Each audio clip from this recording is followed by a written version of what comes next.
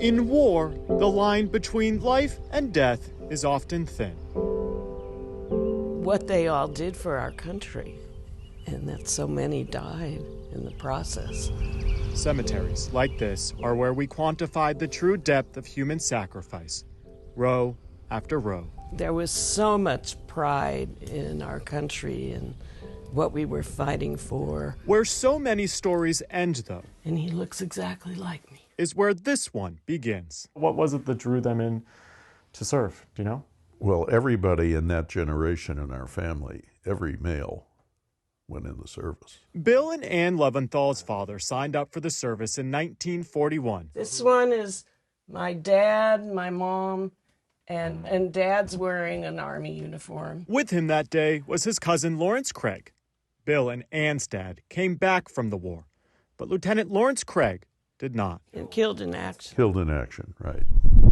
On a mission to learn more about Lieutenant Lawrence Craig, Bill found himself in Normandy, France last year, walking the rows of crosses lined with reminders of the sacrifices made here. Bill Loventhal spent hours looking for the grave of his father's cousin. So we were looking around and going up and down the rows and looking for a Jewish star. And we didn't find one. Lieutenant Lawrence Craig, who was Jewish, was not, it turned out, buried under a Star of David as his family assumed. Instead, his grave was marked by a Latin cross. Did it bother you seeing it? Yeah. Why? Because we're Jewish. And I had a sort of a visceral reaction when I saw it. Hundreds of Jewish American soldiers killed in World War II are thought to be buried under Latin crosses, including Lieutenant Craig. But it turns out a 7 decades old problem can, in a way, be fixed. Getting here was a long journey. Last week, standing on this sacred ground, a crowd gathered here at Normandy American Cemetery. They were not present to observe a burial, but instead bear witness to a monumental undertaking. Honor, sadness. When Lieutenant Lawrence Craig died, officials at the cemetery did not know he was Jewish. He changed his last name in case of being captured by the Germans.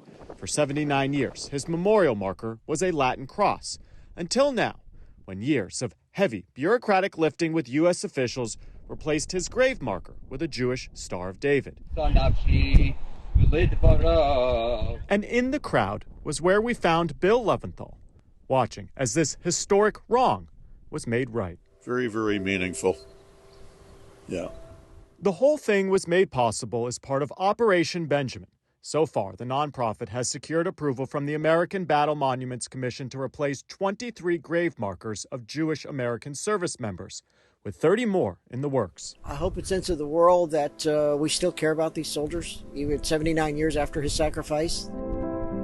There are 9,387 Americans buried at Normandy, 172.5 acres, quantifying the true scope of American freedom.